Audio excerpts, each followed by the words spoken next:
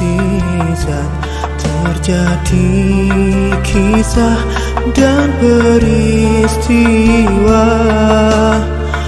bagi para nabi.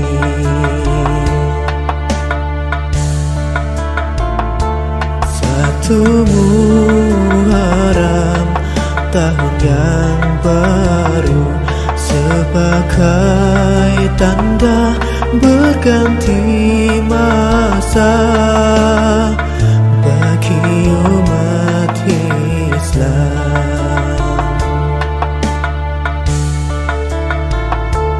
Bulan hijrahnya Nabi Muhammad dari Mekah ke Madinah. Mari lakukan ibadah sunnah, puasa Tasu'a juga. Assalamualaikum warahmatullahi wabarakatuh. Assalamualaikum warahmatullahi wabarakatuh.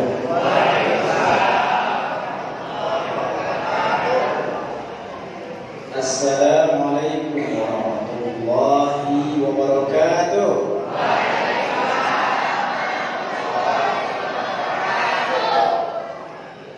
Ini salamnya dibayangin Pak,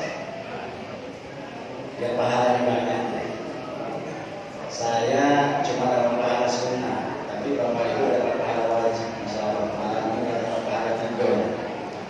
Kalau salamnya 10, maka Bapak Ibu dapat pahala wajib 10. Kalau salam terus kapan tausiah nanti. Innal hamdalillah nahmaduhu wa nasta'inuhu wa nastaghfiruh wa na'udzu billahi min shururi anfusina wa min sayyiati a'malina. Man yahdihillahu fala mudilla lahu wa la hadiya lahu.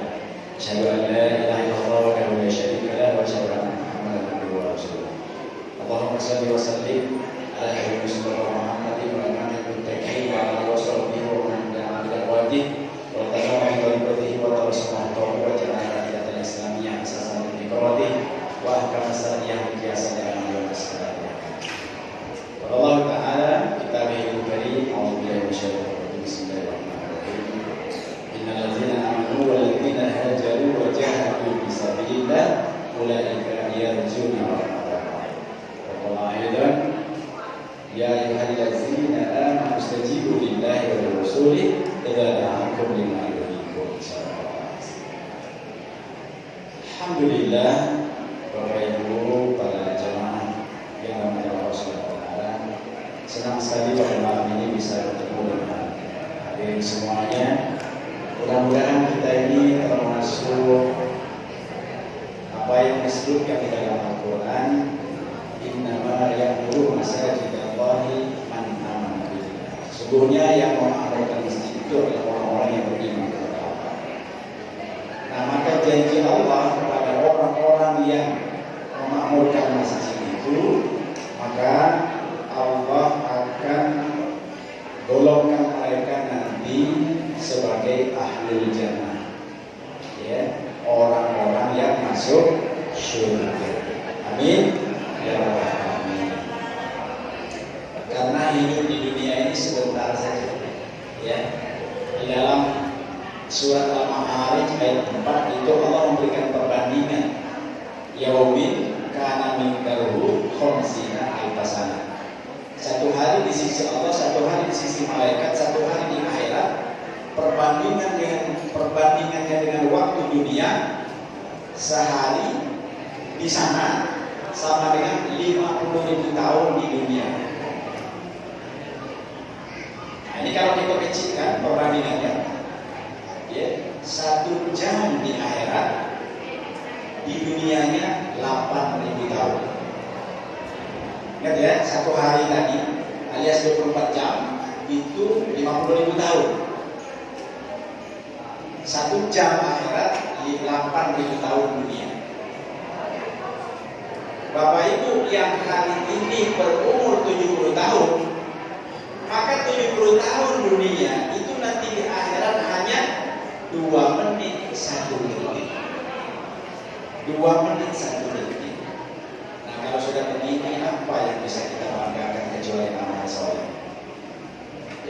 di dalam hadis Nabi mengatakan kalau anak Adam itu meninggal, diantarkan oleh keluarganya, diantarkan oleh hartanya, diantarkan oleh amal solehnya.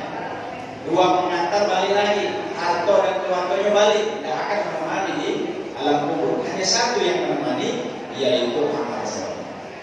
Nah, Masya Allah, mudah-mudahan pertemuan kita pada malam ini dalam rangka kita imaratul masajid, memakmurkan masjid, dan ini adalah amal soleh. Amal soleh itu amal yang baik, yang sesuai dengan syariat Allah, syariat Islam, yang nanti akan berguna di akhirat. Kalau sekarang yang udah kejiwaan, ya, yang beriman dengan yang tidak beriman itu belum ketahuan bedanya. Yang soleh dan yang salah tidak ketahuan bedanya. Yang di sisi Allah bertakwa dengan yang tidak bertakwa tidak ketahuan bedanya. Malah sekarang ini memang lagi zamannya orang yang salah, orang yang maksiat, orang yang tidak bertakwa itu lagi melambung, lagi naik daun, lagi keren. Ya, ini anak-anak muda, alhamdulillah ya, di hari remaja menjadi pemakmur masjid. Tapi yang sekarang sedang laris di Jakarta sana itu orang-orang yang lagi Citayam Fashion Week, ya kan? Lagi sedang apa itu peragaan busana orang-orang dari Citayam di Jalan Sudirman. Nah itu yang kayak begitu. Siapa itu? Orang-orang banci. Nauzubillah. Jadi kalau sekarang ini zamannya memang zaman orang Jawa sebutnya zaman edan. Sakit zamannya zaman edan. Ya. Nah tapi kita jangan begitu. Mudah-mudahan pertemuan ini pertemuan yang baik dan barokah kita.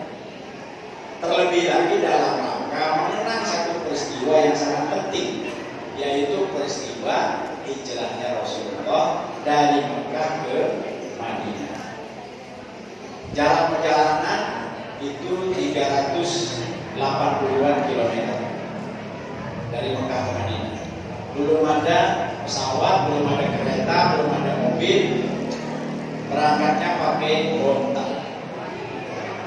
Nah, kejadian itu terjadi ya 1444 tahun yang lalu. Ya. 1444 tahun yang lalu. Dengan satu peristiwa yang sangat berat, bukan peristiwa jalan-jalan, bukan piknik. Tapi peristiwa itu peristiwa yang mempertaruhkan nyawa. Ya. Peristiwa di bawah todongan senjata kalau sekarang. Cuma kalau dulu kan senjatanya belum ditodong ya. Itu di bawah bayangan pedang. Sehingga ketika Umar bin Khattab menjadi khalifah, bermusyawarah para sahabat, kapan kita mau mengawali atau membuat tahun penanggalan. Nah, ini usulan-usulan dari sahabat masuk. Ada yang usul dari lahirnya Nabi, ada yang usul dari diangkatnya Nabi jadi Nabi, ya, diangkatnya Muhammad jadi Nabi. Ada yang usul mulainya tahun Islam itu dari tahun wafatnya Nabi. Nah, usul yang diterima oleh Khalifah Umar bin Khattab adalah usul dari Ali bin Abi Thalib. Ali bin Abi Thalib mengusulkan, wahai Khalifah, kita mulai saja penanggalan Islam itu sejak Rasulullah pindah. Nah, kata Umar bin Khattab, ini cocok ini. Kenapa? Karena kata beliau begini, sebelum Nabi lahir dan setelah Nabi lahir tidak ada perubahan, sama saja. Kemaksiatan masih ada, kemungkaran masih ada, perzinahan masih ada. Begitu juga sejak Rasulullah mendapat wahyu dan sebelum mendapat wahyu dan setelah mendapat wahyu, kati beda, sama baik. Yang masih berhala masih berhala, yang selingkuh masih selingkuh, yang judi masih judi, dan seterusnya. Tapi kata Umar bin Khattab radhiyallahu anhu, setelah Rasulullah hijrah, maka kehidupan berubah. Ya, nah bagaimana nanti insyaallah nanti akan kita bahas di dalam. Oleh karenanya, ini peristiwa bukan sekedar kita tambah umur, bukan sekedar kalender kita berubah. dari 29 Zulhijjah menjadi 1 Muharram. Tapi di balik peristiwa hijrah ini ada peristiwa yang sangat penting, yaitu berubahnya kehidupan. Nah ini, ya. Nah hadirin Allah sementara, sebelum nanti kita lanjut, kita flashback dulu ke belakang. Ya. Jadi Rasulullah itu lahir tahun berapa? Anak-anak ada masih ingat pelajarannya? Nabi itu lahir tahun berapa? Ada yang ingat? Ada? Tahun berapa nih? Ibu tahun berapa? Tahunnya itu tahun gajah. Nah, ya. Kenapa disebut tahun gajah? Karena pada saat itu raja dari Afrika, Raja Abroha menyerang kota Makkah dengan membawa gajah. Maka diabadikan dalam Al-Quran itu. Lalu Allah menghancurkan pasukan gajah itu, mengirimkan burung ababil yang membawa batu dari neraka. Habis kalau. Nah peristiwa itu disebutnya tahun gajah. Nabi kemudian dewasa, ya beliau menikah umur 25, mendapat wahyu umur 40, ya. Itu belum ada penanggalan, belum ada kalender. Sampai kemudian beliau pindah, ya pada tahun ke-13, belum ada penanggalan. Kemudian beliau wafat. Beliau wafat meninggal umur 63 tahun. Ya. Kita sering menyebutnya 62 tahun 2 bulan 22 hari, yaitu kurang tepat. Yang lebih tepat itu 63 tahun. Itu belum ada penanggalan. Lalu beliau digantikan oleh Khalifah Abu Bakar As-Siddiq selama 2 tahun setengah. Belum ada penanggalan. Nah, ketika Khalifah Umar bin Khattab, pada saat itu kekuasaan Islam sudah luas, sudah sampai ke Romawi, sudah sampai ke Persia. Romawi itu sekarang itu ke Palestina, Yordan, Suriah, Damaskus, Lebanon itu Romawi Selatan, ya, Romawi Selatan. Karena ibu kotanya Romawi itu di Italia, di Eropa. Di Romawi Bawah, Romawi Selatan itu ada di Syam, ya. Ketika kekuasaan sudah meluas, orang-orang kemudian berinteraksi, berhubungan dagang, berhubungan sosial, berhubungan ekonomi, berhubungan politik dengan orang-orang yang datang dari berbagai tempat tadi. Nah, sementara di Romawi dan di Persia itu sudah ada kalender, sudah ada penanggalan. Di dalam Islam belum ada, masih ingat ke tahun gajah. Tahun gajah. Berarti kalau tahun gajahnya itu 67 tahun, 67 tahun gajah. Nah itu belum ada penanggalan. Nah bermusyawarahlah. Nah lalu pada saat itu, ya Umar bin Khattab mengambil pendapat dari Ali bin Abi Thalib bahwa mulainya penanggalan Islam itu ketika Nabi pindah, Nabi hijrah. Nah ini kilas balik. Nah lalu apa yang melatar belakangi Nabi pindah ini? Ya kan? Nabi mencintai Mekah, Nabi mencintai tempat kelahiran beliau. Nabi lahir di situ, remaja di situ, besar di situ, keluarga beliau di situ. Tapi apa yang melatar belakangi? Nah, ini peristiwanya dimulai sejak tahun 11 kenabian. Nah, ya. Jadi mulai tahun 11 kenabian. Apa yang terjadi? Pada tahun 11 kenabian itu Nabi Muhammad itu berdakwah.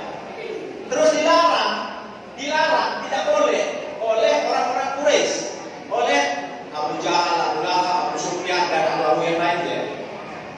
Bahkan diboikot, diasingkan di lembah. Diasingkan di lembah. Jadi kalau kita ya, ini diusir dari rumah kita. Nabi dan para sahabat itu diusir, rumah tidur. Nah itu ibu dan bapak nanti bisa tonton filmnya, judulnya Al-Risalah. Judul bahasa Inggris itu The Message, ya, The Message. Nah Di film itu digambarkan bagaimana Nabi dan para sahabat itu diusir. Rumah digembok, diusirlah ke lembah Mekah. Nah, diusir di situ, tidak boleh keluar, dihadang. Maka pada saat itu Nabi dan para sahabat itu tidak boleh berdagang keluar, tidak boleh menikahkan anak dengan orang kota, diusir, ya, diboikot. Sampai, nah ini cerita ini, sejarah ini nanti bisa diperdalam di dalam kitab Sirah Nabawiyah, ya. Bapak Ibu sudah tamat bacanya? Punya Pak kitabnya? Yang sedang, yang cukup ringkas itu Sirah Mubarakpuri. Jadi ulama yang mengarangnya itu Syekh Mubarakpuri. Itu cukup sedang, ya. Kalau yang tebal itu 2 jilid. Nama judul kitabnya Sirah Ibnu Hisham, karena yang mengarangnya itu Imam Ibnu Hisham. Nah, di situ diceritakan bagaimana susahnya para Nabi dan para sahabat itu makan itu harus mengambil tanaman yang ada di gurun pasir. Tanaman apa di gurun pasir? Dekati taman pisang, dekati, ya, kangkung, sayur-sayuran, bayam, dekati. Tanaman gurun itu apa? Kaktus. Ya, Ibu pernah ada nyari kaktus? Ibu pernah nyari kaktus? Tidak pernah, ya. Pahit tuh, tidak lemak, bau, ya, dan berduri. Maka tidak bisa disayuri. Tapi saking tidak kasih makanan, terpaksa mereka para sahabat itu harus menyayur kaktus. Bau, iyo, keras, iyo, tapi terus dimakan. Karena kalau tidak dimakan, wafat. Sampai ketika tidak ada makanan, maka mereka itu menangkap tikus-tikus gurun. Tikus, ya, ditangkap. Saking tidak ada makanan. Sampai diceritakan satu kisah, para sahabat itu, ya, mohon maaf ya, malam itu kencing, ya, kencing. Tapi kok kencing ini kok pasir itu berbunyi, gitu. Setelah dijenguk, itu ternyata ini kulit onta. Lalu kulit onta itu dibersihkan, dipotong-potong, dimasak. Saking beratnya 3 tahun diboikot di lembah Mekah. Sampai kemudian Rasulullah di dalam surat Al-Isra yang tadi kita baca di dalam sholat, Rasulullah berdoa, ya kan? Minta kepada Allah agar diberi pertolongan, gitu. Nah, ditambah lagi pada masa pemboikotan itu istri Nabi meninggal, Khadijah, ya kan? Itu di awal pemboikotan itu. Kemudian paman beliau meninggal, maka betul-betul itu sangat sedih, sangat berat. Maka disebutnya awal-awal pemboikotan itu namanya Amul Hazmi, tahun kesedihan. Nah, begitulah Rasulullah dan para sahabat itu tidak boleh bergaul, tidak boleh keluar, diboikot. Diboikot itu bahasa Palembang apa ya? Dilarang, dihalangi, tidak boleh bergaul, pokoknya ya diasingkan, gitu ya. Nah, pada masa itulah boleh keluarnya itu ketika musim haji. Nah, pada saat musim haji boleh bergaul, boleh bergabung. Nah, pada tahun ke-11 itu ada rombongan dari Yasrib. Nama lama dari kota Madinah itu namanya Yasrib. Ada yang mencari Nabi karena mereka dapat kabar katanya ada Nabi. Nah, dicari-cari, ketemulah. Lalu 5 orang dari Yasrib itu masuk Islam. Itu tahun ke-11. Nah, tahun berikutnya di tahun ke-12 rombongan ini bawa rombongan, ternyata di Yasrib itu banyak yang sudah masuk Islam. Lalu bertemu Nabi itu ada 11 orang. Nah, singkat cerita, tahun ke-13 yang bertemu dengan Nabi itu jumlahnya 75 orang. Jadi di Yasrib itu penduduknya itu sepertiga Yahudi, sepertiganya suku Aus, sepertiganya suku Khazraj. Aus dan Khazraj ini mereka alhamdulillah masuk Islam. Nah, mereka inilah yang kemudian setelah prosesi haji. Nah, ini mirip kayak sekarang ini. Setelah musim haji, setelah selesai, setelah tahallul, gitu ya. Nah, pada Dua di antaranya ibu-ibu, emak-emak, ya, perempuan. Di tengah malam di puncak Bukit Aqabah. Nah, ya, Bapak Ibu yang kemarin yang sudah berhaji mungkin kebayang Bukit Aqabah di situ itu tempat kelempar setan. Ya. Nah, di puncak situ lalu bertemulah Rasulullah. Lalu apa yang dilakukan oleh 75 orang ini? 75 orang ini melalui wakil mereka, melalui kepala suku mereka yang 12 orang, mereka ini melakukan baiat. Nah, ya. Nanti kalau baca sejarah, baca fikih Islam, fikih siasat, itu akan ketemu kata-kata baiat. Apa itu baiat? Ini disebutnya baiat intikon. Baiat sumpah setia, mereka menyerahkan kekuasaan yang datangnya kepala suku. Nah, kepala suku itu menyerahkan kekuasaan kepada Rasul, sumpah setia. Mereka akan membela Rasul dengan harta dan nyawa mereka, dan mereka menyerahkan kekuasaan. Nah, gitu ya. Lalu pada malam itu Nabi menyuruh para sahabat untuk siap-siap. Besok satu persatu para sahabat berangkat ke Yastrib. Nah, gitu ya. Nah, ini sudah mulai masuk ke peristiwa hijrah. Jadi peristiwa hijrah itu dilatar belakangi oleh pemboikotan orang-orang Quraisy kepada Rasulullah dan para sahabat. Para sahabat itu diasingkan, dilarang bergaul, rumah-rumah harus ditinggalkan, ya, harta-harta harus ditinggalkan. 3 tahun, loh, 3 tahun. Bapak Ibu kita bayangkan kalau misalnya kita diusir, ya, oleh Pak RT misalnya. Terpaksa tinggalkan rumah, tinggal di gunung, ya. Nah, kalau tinggal di Indonesia masih banyak yang nggak bisa dimakan, ya kan? Ke sungai banyak ikan, dan di jazirah itu kan di sungai. Nah, nyari buah apel, ya kan? Sayur dan kanti. Yang ada itu tanaman gurun, ya, kaktus, gitu kan? Dan hewan-hewan gurun, kadang ular, kadang apa, gitu. Nah, begitulah Rasulullah para sahabat itu 3 tahun di boykot. Nah, pada tahun ketiga alias atau tahun ke-13 kenabian setelah musim haji, persis kayak gini, maka Rasulullah menerima kekuasaan. Itu namanya disebut dengan baiat. Jadi orang-orang yang berkuasa di Yastrib itu menyerahkan kekuasaan kepada Nabi, lalu menyatakan sumpah setia. Nah, lalu Rasulullah besoknya menyuruh para sahabat untuk berangkat. Yang pertama itu salah seorang sahabat bersama istrinya berangkat ke Mina. Hari besoknya ada lagi rombongan. Terus gitu ya. Nah, singkat cerita Rasulullah yang terakhir berangkat. Nah, Rasulullah yang terakhir berangkat ini, ya, karena orang-orang Quraisy tahu, waduh ini kemana kawan-kawan Muhammad ini? Kok ini hilang, ya?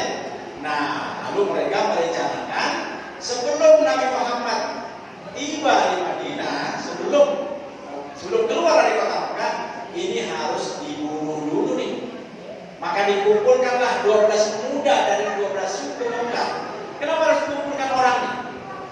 Agar tidak ada yang membalas dendam. Karena ini dilakukan, pembunuhan ini dilakukan oleh semua suku yang diwakili oleh 12 pemuda. Kan di sana itu balas dendam itu bisa sampai bunuhan.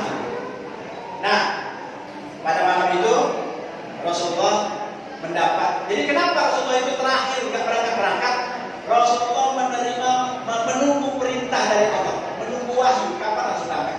Nah, pada hari terakhir ada riwayat yang mengatakan di hari ke-12, ya, hari ke-12 setelah para sahabat itu, nah beliau kemudian bersiap-siap, ya, beliau bersiap-siap.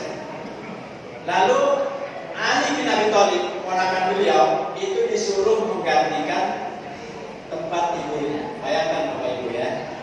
Resikonya apa? Resikonya berarti Ali siap mati tuh, ya. Karena sudah diintip oleh 12 orang jago pedang, jago bertempur dari orang-orang Quraisy. Rasulullah SAW pada malam itu kemudian bersama Abu Bakar As-Siddiq radhiyallahu anhu, lalu bersiap-siap. Di luar rumah itu sudah menunggu orang dengan pedang yang terhunus, pedang yang sudah sangat tajam. Orang Arab itu dulu, ya, itu jago pedang, jago berkelahi. Rasulullah kemudian mengambil tanah, mengambil pasir, lalu dia menghamburkan. Ya, si hakim tujuh. Ini wajah-wajah yang celaka. Lalu kemudian tertidur nih orang-orang, ya kan? Tertidur, Rasulullah kemudian keluar dari rumah, lalu bertemu dengan Abu Bakar As-Siddiq radhiyallahu anhu. Ini canggihnya siasat Rasul, strategi Rasul. Beliau tidak langsung menuju Yasrib, tapi beliau melipir dulu ke selatan. Nah, kan Madinah itu di utara, Mekah itu kan selatan, kan jalan biasa kan, tinggal ke atas saja, tinggal lurus saja. Tapi Rasulullah tidak, Rasulullah ke selatan dulu dan tidak melalui jalan pantai. Terus kemana? Melalui jalan perbukitan, lalu bersembunyi di Gua Sur. Nah, ya, jadi selatan di selatan itu ada Gua Sur. Kalau tempat Nabi dapat wahyu itu namanya Gua Hiro, ya. Nah, Gua Sur itu di selatan. Sembunyi di situ 3 hari. Kenapa ini? Untuk menghindari pembicaraan, karena kalau ketahuan itu bisa dibunuh ini, bisa mati, ya. Nah, terus bagaimana? Beliau dan Abu Bakar itu makan, maka anak Abu Bakar As-Siddiq yaitu Asma, Asma adiknya Aisyah. Nah, Asma itu kemudian membawa kambing, ya, menggiring kambing seolah-olah gembala. Nah, tapi di kembennya, di balik bajunya itu disimpan makanan. Nah, begitulah 3 hari itu bolak-balik bawa kambing, gitu ya. Nah, tapi sebenarnya itu sedang dimakan. Dan itu tidak ketahuan oleh orang-orang Quraisy, gitu. 3 hari, lalu barulah kemudian Rasulullah bersama Abu Bakar As-Siddiq berjalan ke arah utara. Tidak melalui jalan biasa, tapi melalui jalan perbukitan. Bayangkan perbukitan di Mekah itu kan tidak cak bukit Unsri situ. Nah, Unsri itu banyak tanah, agak datar, lemah berjalan kaki. Kalau di sana itu bukit, gunungnya itu gunung batu. Ya, gunung batu tajam-tajam. Begitulah Rasulullah kemudian ke utara. Nah, tidak langsung ke Madinah, tapi mampir dulu di Kuba. Kuba itu kampungnya ibunda beliau, kampungnya Aminah. Ya, di situ beliau istirahat, kemudian membangun masjid. Maka masjid pertama dibangun Nabi itu Masjid Kuba itu. Ya, Bapak Ibu yang sudah berhaji mungkin pernah mampir, ya. Yang belum berhaji, belum umroh, mudah-mudahan nanti kita bisa mampir ke sana. Nah, istirahat di situ kemudian bangun masjid. Ini orang-orang di Madinah ini khawatir kenapa Nabi tidak nyampe-nyampe. Lah ditunggu 12 hari tidak nyampe-nyampe. Ya kan? Nah, barulah pada hari ada yang mengatakan 12, ada yang mengatakan 15. Nah, para sahabat kemudian melihat 2 bayangan di daerah selatan. Ya kan? Ini 2 orang ini naik ontanya gantian. Kadang sikot naik, sikot nuntun, kan? Kadang sikot nuntun, sikot naik. Sampai mereka itu naik ke pohon-pohon kurma, Masati, ya kan? Nah, sekitar kalau kita itu sekitar jam 12 ke 12 siang, nah, tibalah Rasulullah di Yasrib di Madinah. Dan Rasulullah nyampe tidak langsung istirahat, beliau langsung kemudian bersama onta beliau itu kemudian mencari tempat lokasi masjid. Jadi memang tujuan beliau pertama itu yang diincar itu masuk tempat masjid. Ya, nah setelah dapat, lalu kemudian onta Nabi itu nggak mau bangun. Nah disitulah kemudian Nabi numpang pertama di rumah sahabat. Sahabat ini namanya Abu Ayyub Al-Ansari. Bapak Ibu nanti kalau baca sejarah Abu Ayyub ini, Masya Allah ya, beliau itu meninggal umur 94 tahun. Tapi meninggalnya itu bukan di Mekah, bukan di Madinah, meninggalnya itu di Turki. Dari Madinah ke Turki jaraknya berapa kilo? Jarak itu 1.300 kilo. Kenapa beliau ini? Beliau ini mendengar hadis Nabi. Siapa yang ikut menaklukkan Konstantinopel, maka dia adalah orang terbaik. Maka ketika ini zaman berlalu ya, sudah zamannya Yazid, jadi sudah sekitar 50 tahun setelah Nabi meninggal. Nah, Khalifah waktu itu, Khalifah Yazid itu mengirimkan pasukan ke Konstantinopel, ke Turki. Belum nyampe, tapi sudah dekat nih, Abu Ayyub ini sakit. Lalu pesan beliau, kalau aku meninggal, makamkan aku di tempat yang paling dekat dengan Konstantinopel. Makanya makam sahabat Abu Ayyub yang rumahnya pertama ditumpani Nabi itu makamnya di Turki. Dan bagaimana mereka berangkat? Masya Allah, lumayan luar biasa ya. Itulah generasi mereka. Hadirin Allah SWT, kembali kita ke peristiwa tadi. Jadi Rasulullah kemudian setelah mendapat lokasi masjid, lalu kemudian mendapat rumah tinggal, ya, nah lalu kemudian beliau membangun masjid. Siang itu, jadi sekitar jam 2 jam 3 ya, bangun masjid. Tapi tentunya Masjid Nabawi yang masih sederhana, ya, di tubuh bata, gitu ya. Nah, disitulah masjid.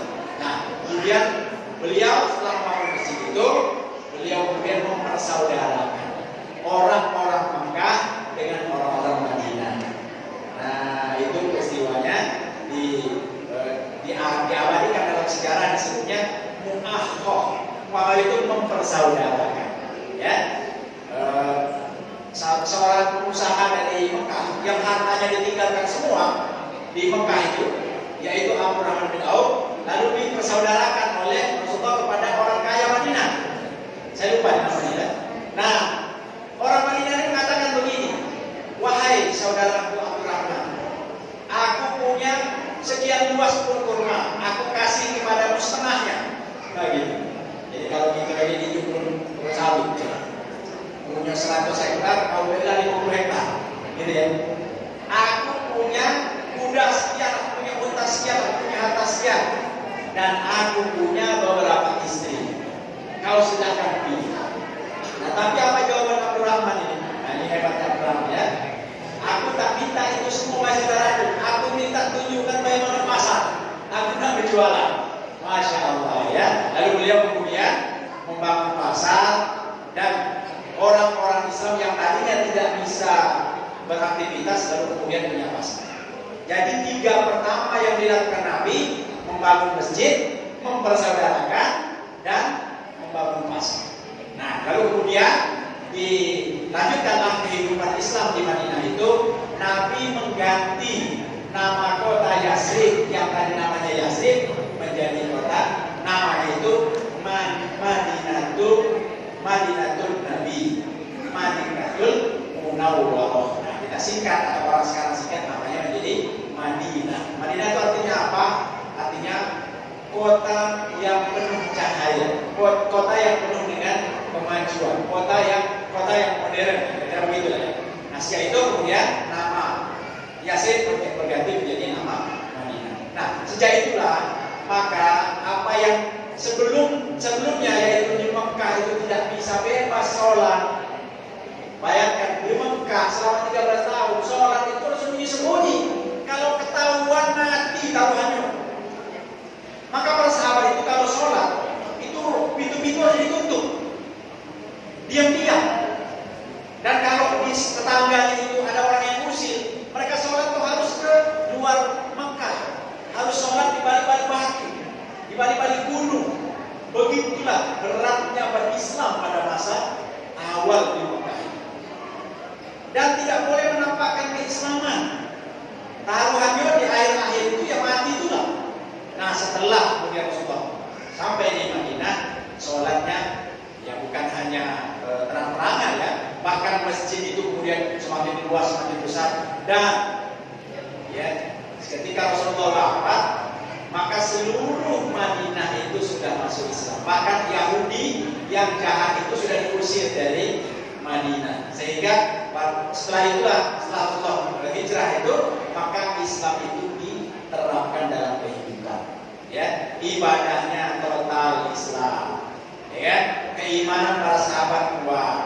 Kemudian amalahnya, ya, praktek keseharian, ya, ekonominya, politiknya, budayanya, hukumnya, semuanya diatur dengan Islam. Nah, begitulah ya, sampai kemudian 3 bulan menjelang Rasulullah wafat, maka Allah katakan begini dalam Al-Quran. Al-yawma akmaltu lakum dinakum wa atmamtu alaikum ni'mati wa raditu lakum al-islama ad-din. Hari ini kata Allah, aku. Nah, ini Allah yang ngomong ya. sempurnakan untuk kamu agama. Ya, akmaltu lakum dinakum. Jadi Allah itu sudah menyempurnakan Islam. Wa atmamtu alaikum nikmati, dan aku telah cukupkan nikmatku untukmu. Wa raditu lakum islaman ad-dinan, dan aku telah ridho Islam sebagai agama untuk kalian. Masya Allah, makanya kita berbahagia lahir di keluarga muslim, di lingkungan muslim, ya. Dan ini di masjid kita Darul Jannah. Miftahul Jannah, ya. Miftahul Jannah, Masya Allah, ya. Mudah-mudahan kita udah di kuncinya surga ini, ya. Mudah-mudahan kita istiqomah, ya, sehingga nanti kita bisa menjadi ahlul jannah. Nah, begitulah Allah meninggalkan kepada kita sesuatu yang sangat istimewa. Dan sesuatu yang istimewa itu yaitu Al-Quran. Itu bukan hanya dapat pahala kalau dibaca, bukan hanya kita senang bahagia, lembut hati dan pikiran kita ketika mendengar bacaan yang indah. Tapi Quran itu selama 10 tahun Rasulullah di Madinah itu sudah diamalkan, diterapkan dalam kehidupan, di kehidupan keluarga, di kehidupan masyarakat, bahkan di dalam kehidupan bernegara. Ya, Bapak Ibu yang sekolah atau kuliah lama itu ada buku, ya, ada buku yang dikarang oleh ulama dari Aceh, ya, Profesor Ali Hasbi. Judul bukunya itu Daulatun Nabi. Kalau diterjemahkan itu negaranya Nabi. Subhanallah, negaranya Rasulullah. Itu diceritakan di situ bagaimana Rasulullah mengatur keluarga, mengatur masyarakat, mengatur ekonomi, mengatur politik, mengatur segala macam.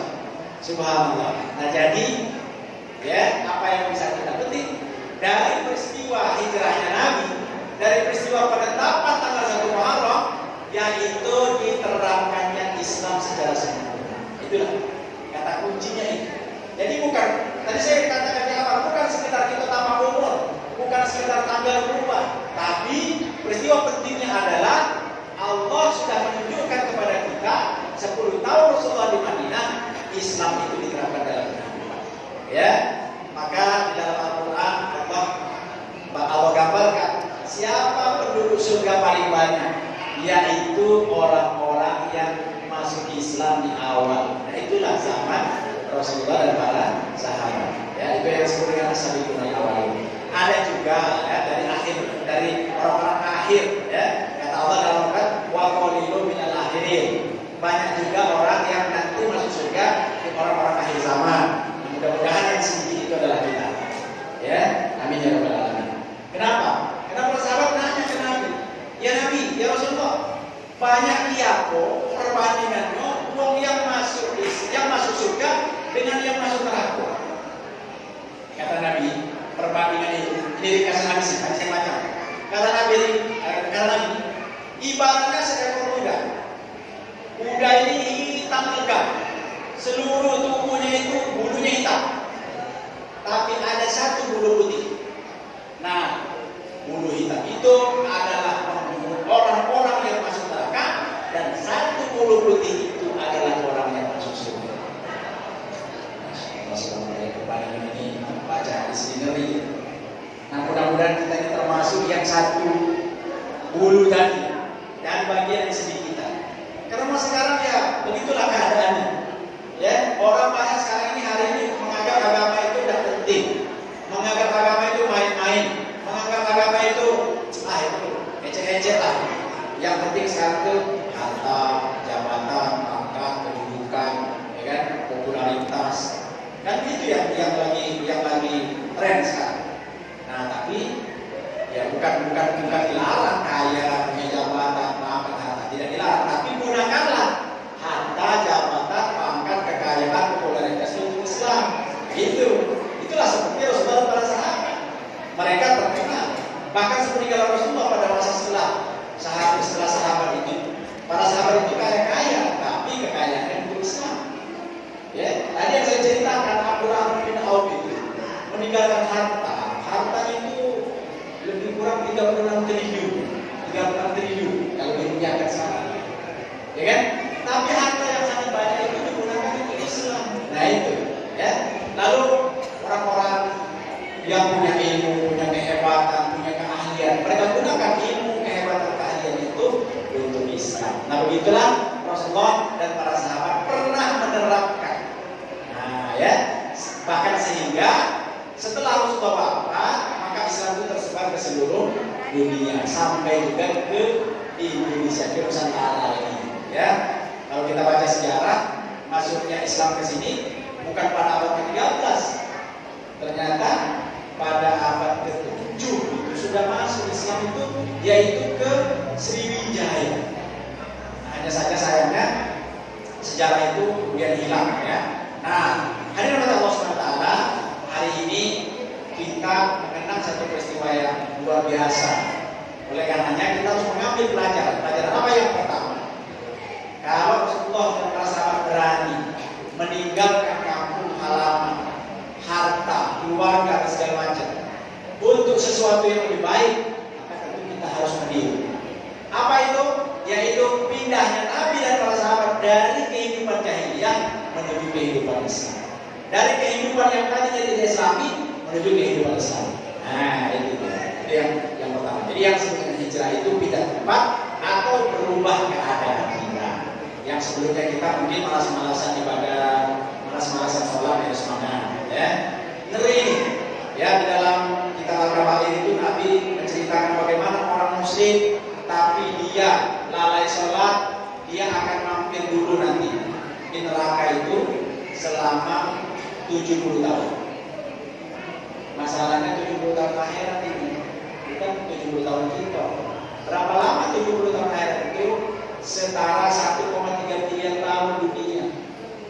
Ngapain itu disiksa di lembahnya neraka jahanam itu, dibakar di lembah itu yang sumber api yang sangat panas. Oleh karenanya kita harus jaga di sholat kita.